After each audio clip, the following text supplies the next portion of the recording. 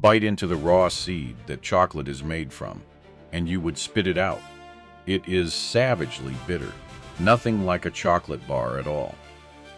That is the strange truth behind how chocolate is made. The flavor you love does not exist in the plant. It has to be built, step, by people.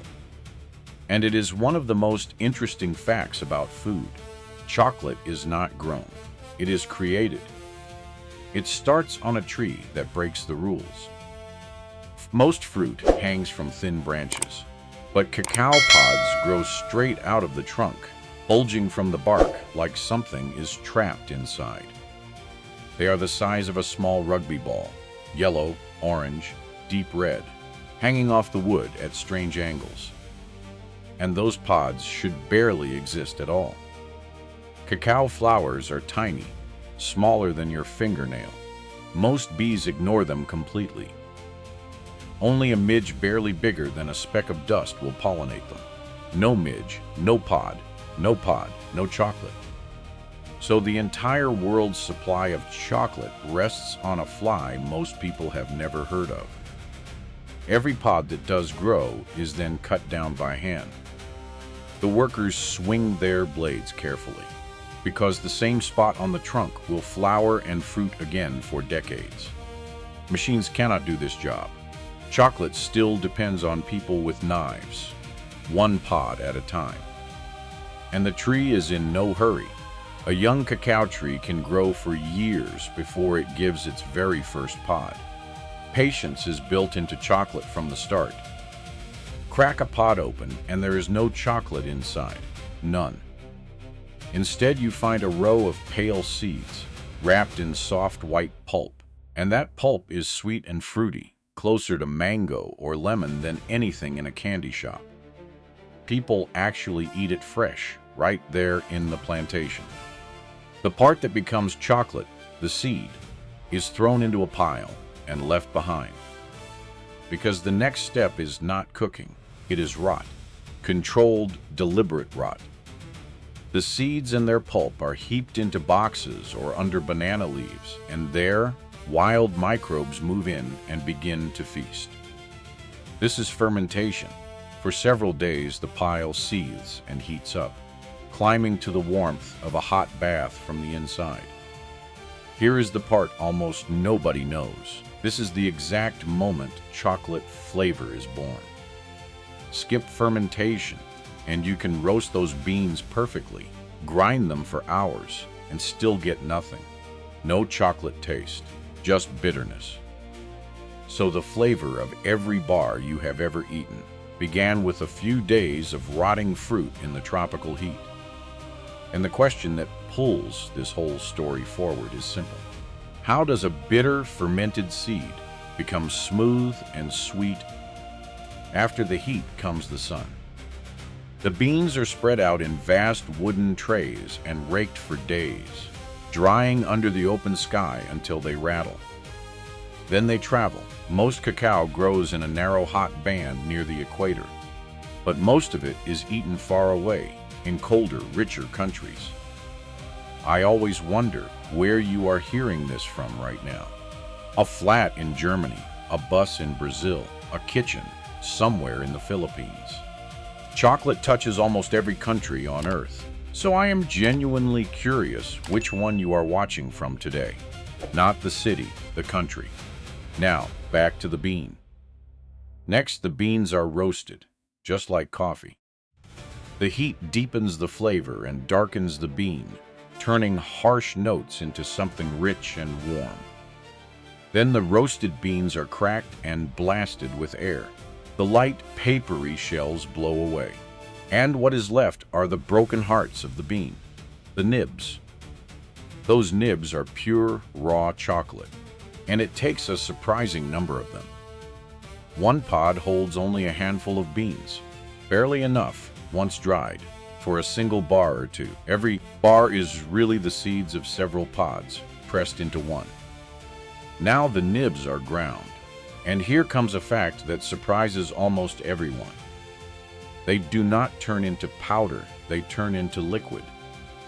Because a cacao bean is nearly half fat, grinding creates heat, the fat melts and the whole mass flows like dark, thick paint. That fat has a special name, cocoa butter, and it is the secret to everything that happens next. It is so smooth and stable that the same fat is used in skin creams and lip balms. You may have worn cocoa butter without ever eating it. But taste the ground liquid now, and you would still be disappointed. It is gritty on the tongue, rough as wet sand. For centuries, that was simply what chocolate was, a coarse, grainy drink. Nobody could make it smooth. Then a Swiss maker named Rodolphe Lindt built a machine that changed everything. It rolls and folds the liquid chocolate for hours, sometimes for days, without stopping, grinding the particles down finer than your tongue can feel. This step is called conching. The name comes from the shell shape of the very first machine, a long curved trough. It is why modern chocolate melts like silk instead of scratching like sand. During those long hours, sugar and extra cocoa butter are folded in, and the last harsh, sour notes drift away. So picture two identical beans from the same pod. One conched for an hour, one conched for 3 days. Which would you rather taste? The quick one or the slow one? One word, quick or slow, write it below. Now the chocolate is smooth, but it is still not finished, and this last step is pure hidden science. That cocoa butter can harden in several different ways. Think of it as the same fat freezing into different secret patterns inside the bar. Most of those patterns are bad. They make chocolate that is dull, soft, and crumbly, with ugly white streaks. Those pale streaks have a name, bloom. It is not mold. It is just the fat that hardened the wrong way, rising to the surface. Only one pattern is perfect. It gives the glossy shine and the sharp snap when you break a bar. To force that one pattern, makers play a precise game with temperature. They melt the chocolate fully, cool it down just so, then warm it a touch again. Get it exactly right, and millions of tiny crystals lock into the ideal form. This is called tempering, and it hides the most astonishing fact of all. Cocoa butter melts at just below the temperature of the human body. That is the whole magic in one line. A tempered bar stays hard and glossy on the shelf.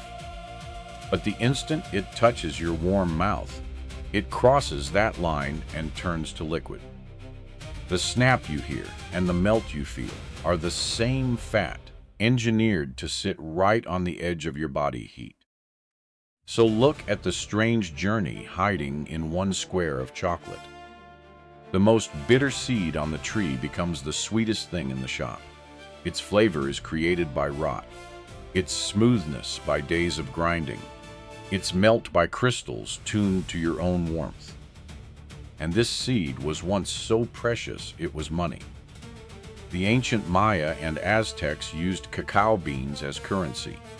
You could buy food with a handful of them, real money that grew on the side of a tree. Botanists later gave the tree a name that kept that awe alive. Theobroma. It means, word for word, food of the gods. A price tag and a prayer hidden in one plant. Rulers hoarded them, and people drank their chocolate bitter and spiced, never sweet, never solid. The bar you know is a fairly recent invention, which means every bar in the shop is the end of a long, unlikely chain. A fly the size of a dot, a bitter seed, a few days of rot, sun, fire, and hours of patient grinding, a crystal tuned to melt on your tongue. All of it, just so a piece of a tropical seed can vanish sweetly in your mouth in seconds. I still cannot get over one of these, that the melt in your mouth was tuned exactly to your body heat. Which fact surprised you the most?